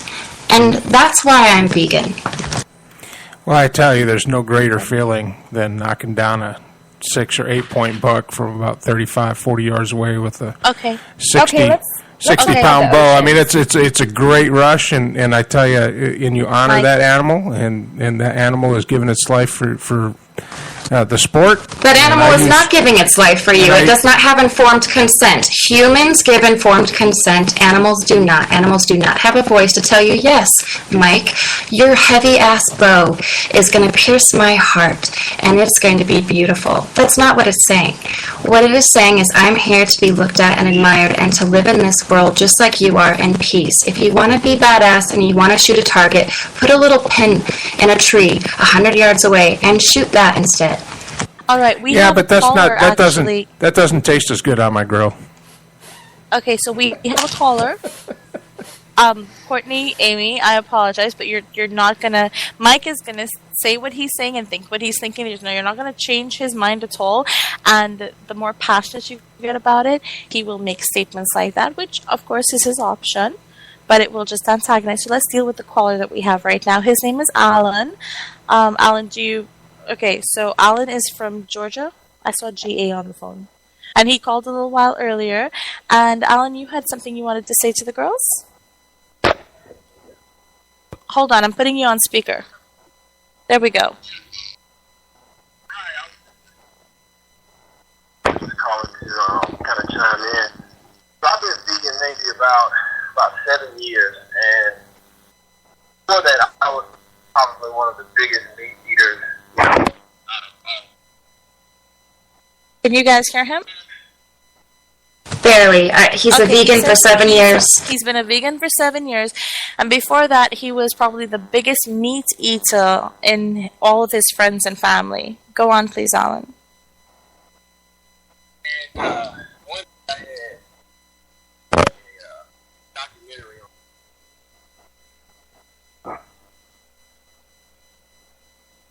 and all of the horrible things that basically happen to animals. I mean, literally, I was just shaking my core. I was like, why am I doing this? I don't have to contribute mass murder to save my life. I can find so many other ways to be healthier and just feel more good about how I'm going about living my life. So that's kind of what started me down the vegan path. Well, you know what? I have to say, Alan, thank you very much for sharing your story. We really appreciate that because I think a lot of people out there look at veganism as being a mostly female thing. So to hear a good Southern boy who grew up in that hunting, fishing, meat-eating environment making a conscionable decision and choice, it's very heartwarming. So I thank you for calling in. Yes, thank you, Alan. Yeah, Alan, follow me on Instagram if you're on there. I'm vegan_actress. Courtney says follow her on Instagram, vegan_. Well, of course, you're hearing that on the radio. Never mind. So thank you again for calling in. We really appreciate it. And can I go? Have a good night. Thanks, you. Alan. Continue talking to him on here, but we need to break for commercials right now. It is 1:30, and we're 3 minutes over the time. So let's break for commercials and pay those bills. And when we get back, we will continue this conversation right here on Talk Time with Val, the hot spot for the hot topics. We should totally talk about. Even though we sometimes would not get a thing. Is your wife wicked hot? Or is she just cold? Do you just want to take a hot shower? Call Savino Mechanical for all your heating, hot water, and cooling needs. Savino Mechanical has been servicing Greater Boston and Southern New Hampshire for over a quarter century. Quality 24-hour service, reasonable rates, satisfaction guaranteed, licensed and insured. And remember, at Savino Mechanical, we are not comfortable until you are. Call Savino Mechanical today at 1-855-624-4280. That's 1-855-624-4280. Savino Mechanical. Armed Radio Global presents its new 2015 Talk at Night lineup. Mondays 8 p.m. Eastern, Spot On with Lino and Tom. Straight Talk with Matt Hazley. Mondays and Fridays 10 p.m. Eastern. On Tuesdays, Talk Time with Val 8 p.m. Eastern, followed by High Five at 10 p.m. Eastern with Johnny and Mikey. Wednesdays on the air with Mike Allen 10 p.m. EST, and Thursdays Night Talk with Joe Rocks 10 p.m. Eastern. Join the talk now on Ustream TV. Replays on Spreaker. Exclusively on Armed Radio Global.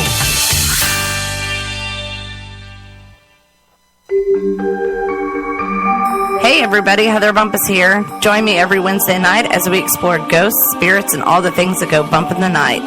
Like my page, OTA Paranormal on Facebook, and follow me on Twitter at HBumpus, #ArmRadio. Listen on the air with Mike Allen every Wednesday night at 9 p.m. Central Standard Time, right here on Arm Radio Global.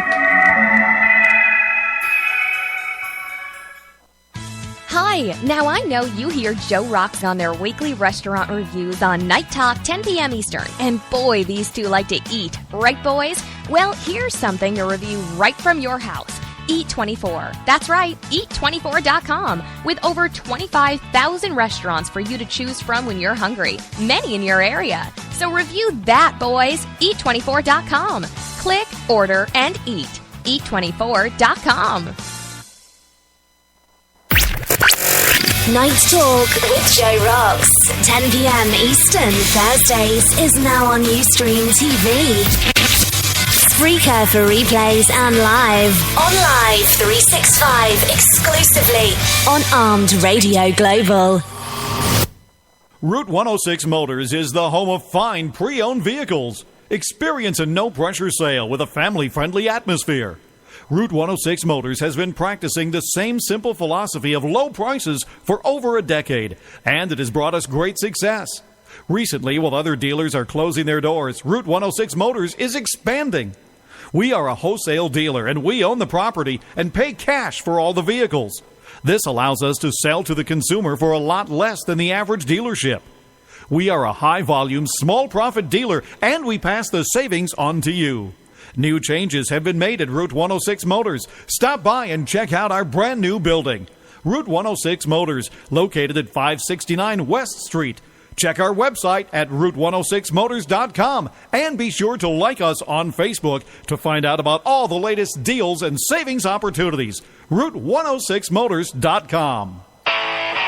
Are you ready to take your webpage to the next level? Go to icegram.com and download for free all the tools you will need to enhance your webpage content for potential customers, clients, or fans. Capture leads, call your audience to action, skyrocket conversation and engagement with action bars, pop-ups, toast notifications, message boxes, overlays, and sidebars. Head on over to icegram.com for your free download. That's icegram.com. Bottom line, you'll love it.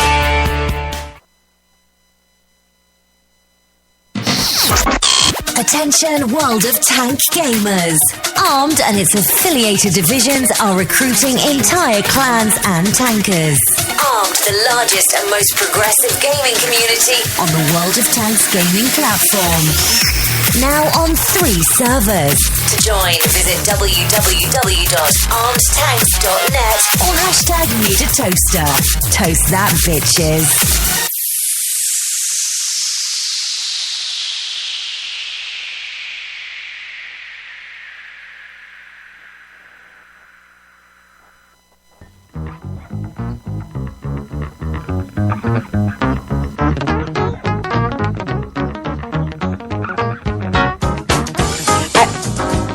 Hi, and welcome back to Talk Time with Val.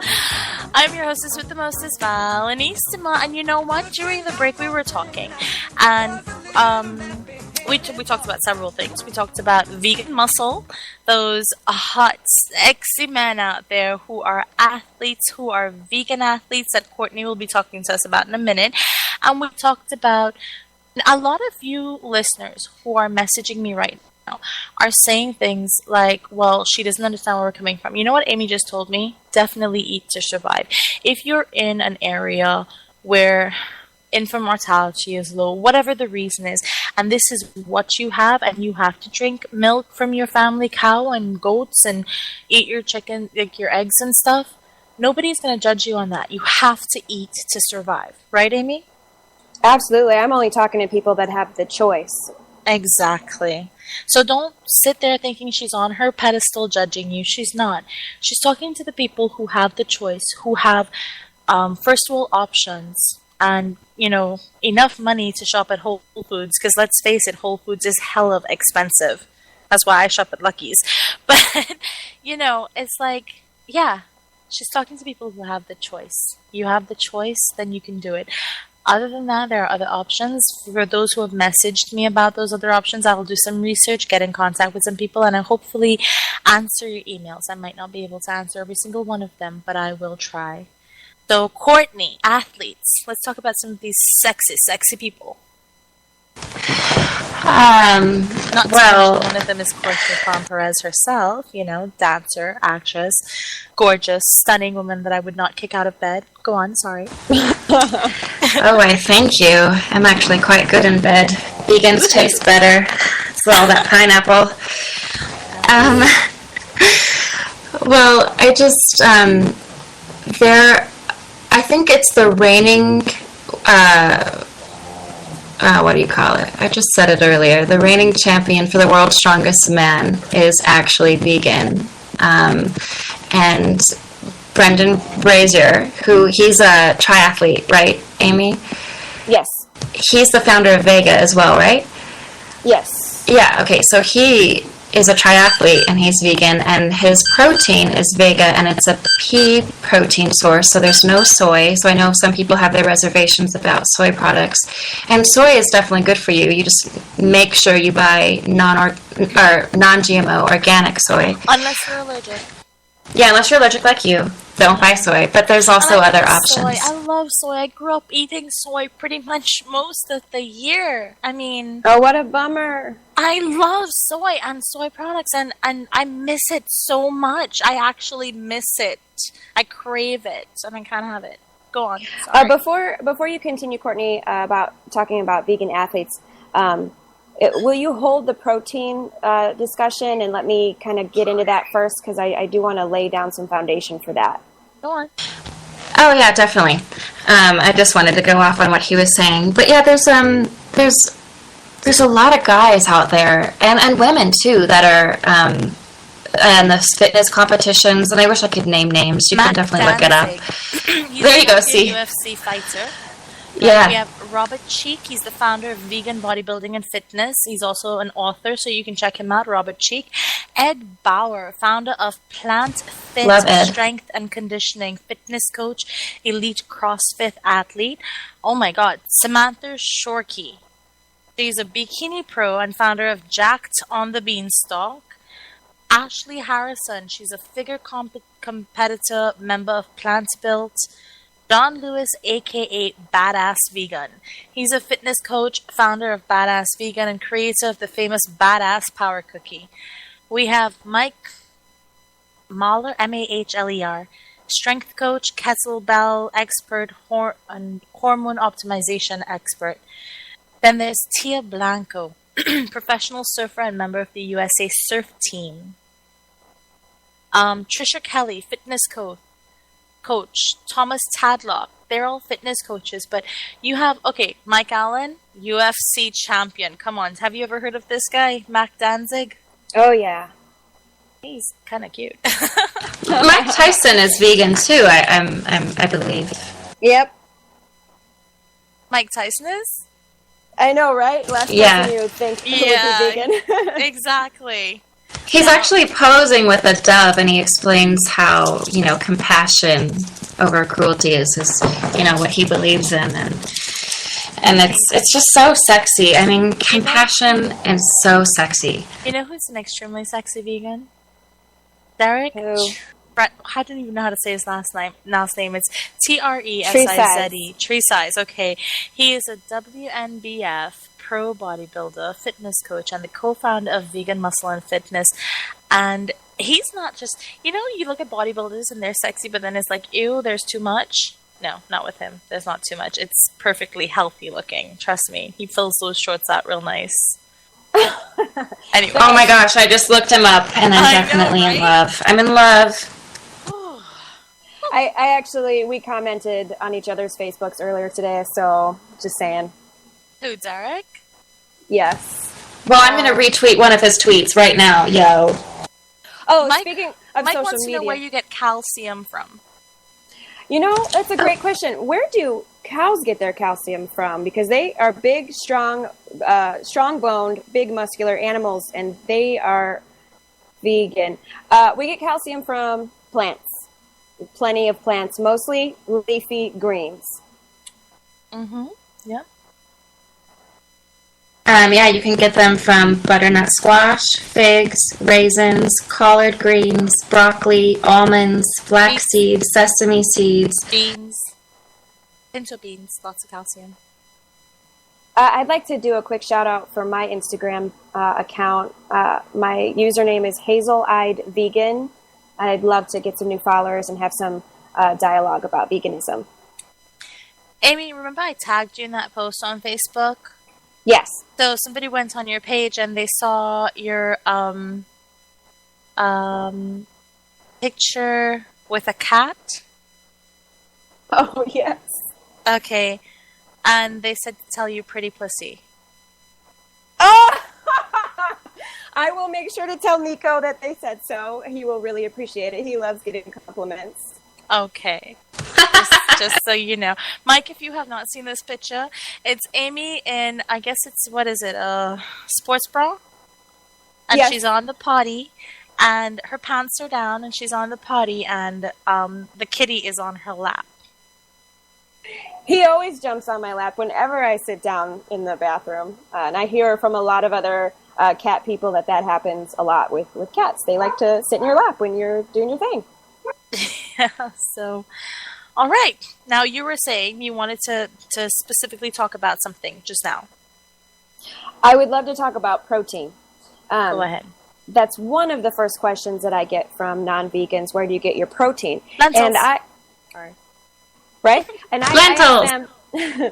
I asked them, who isn't getting enough protein that it would motivate you to even want to ask me where I get mine?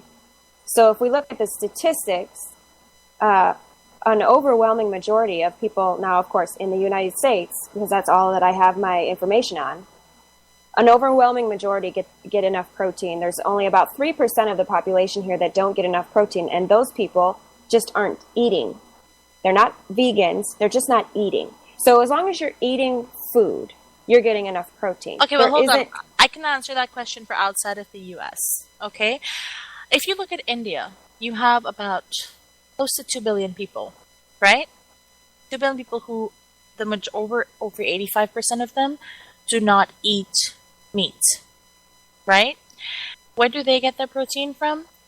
There are certain beans, legumes, peas that are actually healthier proteins than animal protein, because animal protein cannot be processed by the body. It gets stored. You can have animal protein stored in your colon, packed in there for years. It detracts from your life and it releases toxins.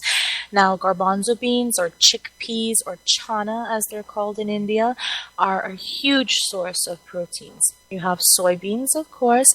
You have lentil peas. And let me tell you, people, it's not just that little brown or green version. You have all different varieties of lentil peas, okay? I could probably give you 100 different versions of something called dal that is made in India that use a variety of different, yellow split peas, green split peas, you have pinto beans, lima beans, white beans, northern beans. You have a million different beans out there and varieties that can be used as protein substitutes. Now, granted, each one of them do not have all 6 protein amylase needed for the human body in order to construct and build muscle.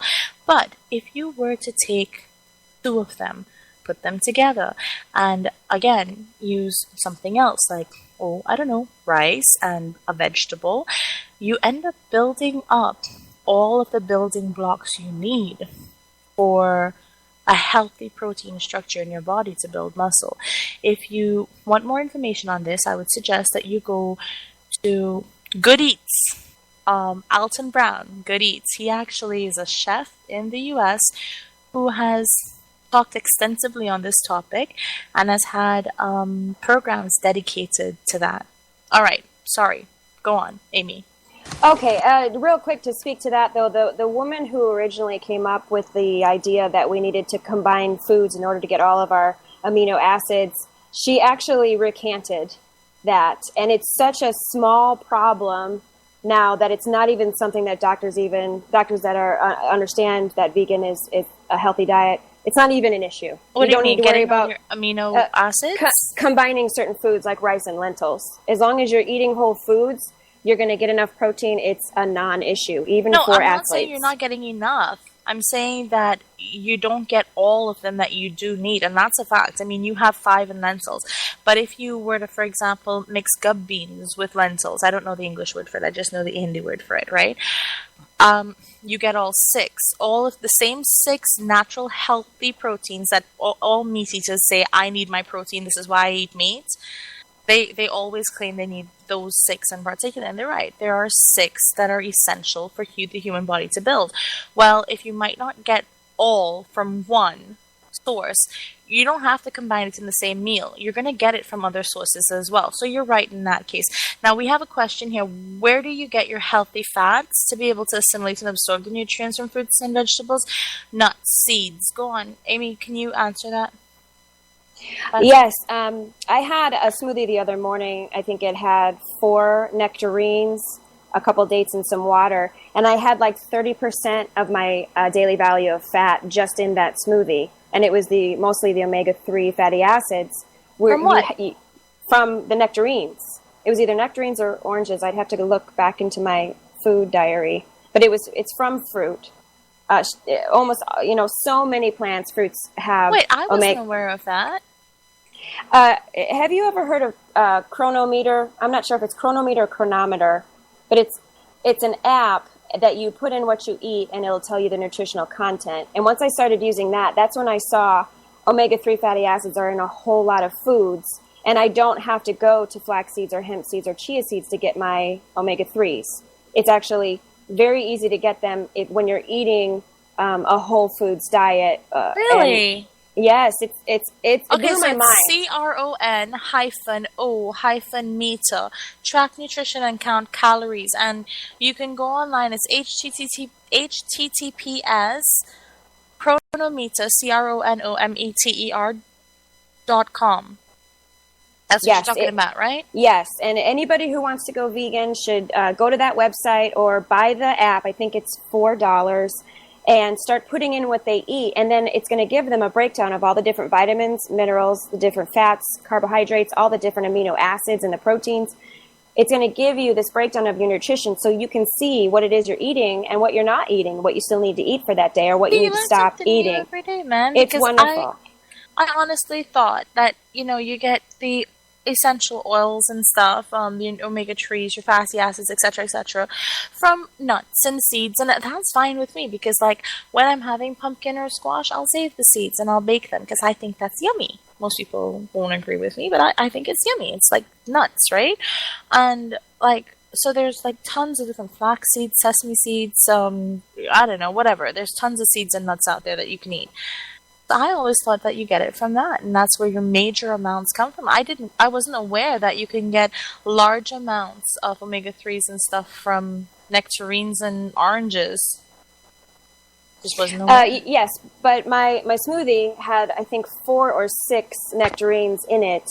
And so it's more on the raw side of eating. If you're going to consume a lot of raw fruit, you can get it from there. But if you don't get your calories that way, then the nuts and the seeds pack that omega-3 punch, so you can get it from there. But the only thing I caution people on is eating too many nuts. Nuts are 90% fat, and although it's a good fat, it's still fat, and it can mess up with glucose metabolism. And so you're better off getting your nutrition from lower fat foods like fruit. Aw, I love nuts and I love avocados. Don't take it away from me. Come on. I'm so sorry. Keep You doing made what me you're cry. doing, but I'm sorry. I love Chronometer will teach people about what they're eating, and they'll learn a lot about food, and they'll see how easy it is to be able to get all of your nutrition on a vegan diet. I mean, it's unquestionable. It's absolutely possible, and Now- you're going to be healthier that way. Now we have a large percentage of people out there saying, and one in particular, Mike, saying, I eat meat because it's tasty. I choose to be non-vegan. I choose to, be an omnivore, right? And one person in particular is saying that they've had an issue with this because they live in a predominantly, most of the people around them are vegans or vegetarians, so they get judged and they get ostracized and they get lectured on a daily basis because this is their choice.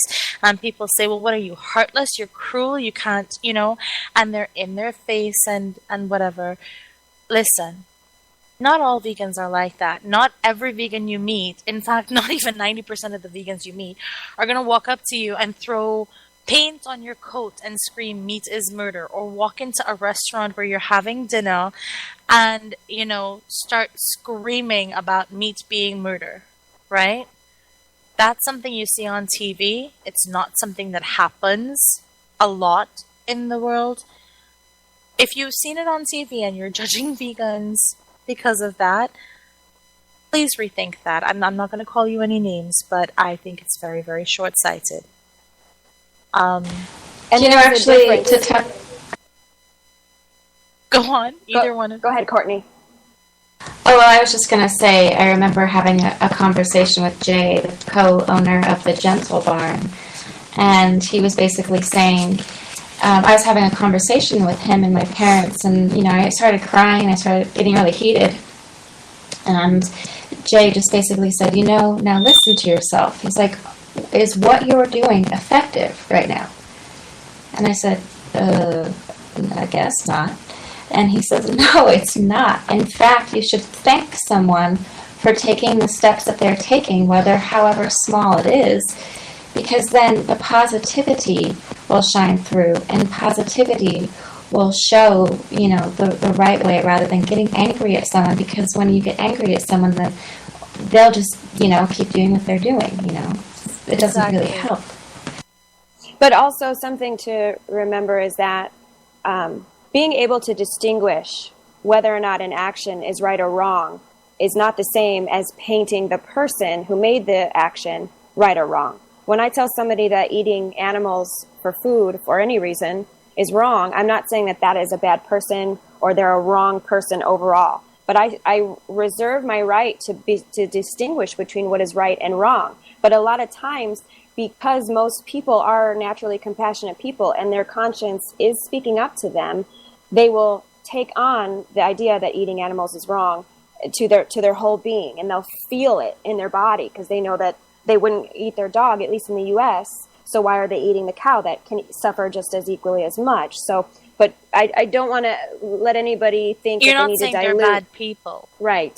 Yeah. Right and wrong is there, and everyone should be able to say if something is right or wrong to do, but that doesn't condemn the whole person as right or wrong. It's one action. Like, for example, Amy completely thinks that any dairy farming and stuff is, out of you shouldn't, right? And I am an advocate for dairy. I honestly think that there are better ways to go about it, and that the AISMO organization is a great organization. They're cruelty-free, and they help with sustainable farming where everybody lives in harmony, the animals and the people. They are vegetarian, but they're not vegan because they do use the dairy products, although they won't eat eggs and stuff. So there's no fish, there's no rennet, there's no meat, there's no eggs, but dairy is the one concession that is made. So, I have no problem with that. It's not possible to feed the rest of the world with that kind of food, though, in that kind of manner. It's not possible the way we're doing it with the factory farms, which have a lower carbon footprint than free-range farming. There's just no way to do it. So. Well, if you look, there's 7 billion people in the world. Yeah, take a look at this farm that I'm talking about and the way it sustains its community. It's beautiful. The symbiosis is beautiful. I'm not saying, I'm not trying to change your mind about anything. I am just saying, take a look at it and tell me what you think privately. Okay. So, all right. That's actually all the time we have. Oh, Helen, really quickly, I just want to shout out really quickly to Miley Cyrus. Miley Cyrus has just gone vegan. She stopped wearing fur. I think she just announced it in a magazine. I can't remember which one. But I'm just like, kudos to someone like that who has such a strong voice, who refuses to, give in to the madness. So thanks, Miley. You rock. Miley has a big voice when it comes to two huge issues now, because the choice on your own sexuality, I have a lot of respect for that woman now, for doing that, for coming out the way she has. That's just that's beautiful, and for being that advocate. And that's what I think a lot of vegans are. We're very much similar to her. We're very much equality, like all lives matter, you know. It's not that we're just crazy hippies living in a forest. We really care about everything, and that's what it is. Miley has been transitioning to a vegan diet over the last year, and she is now ready to share it with the world. That's what it says. So Miley Cyrus goes vegan. Hi, I didn't even know that. After her recent appearance in the public spotlight for her altruistic charitable work helping LGBT homeless youth, Miley's she's gone vegan. Sweet. Okay, that's all the time we have. My music is playing for my outro. So thank you for tuning in to Talk Time with Val this week and on Radio Global every week. I encourage you to come tune in again next Tuesday, again between 7 and 9 Central, for another episode of Talk Time with Val. And until then, be safe, be well, and blessed be. And girls, thank you so much for being on my show. We actually have so much more to talk about. Thank you so much. Hopefully, thank you so much. Follow us on Instagram. Follow them on Instagram, exactly. Post on my Facebook page, and you can they can follow you there. So again, be well, be safe, and blessed be. And thank you for tuning in. Until next week, listeners, I bid you adieu.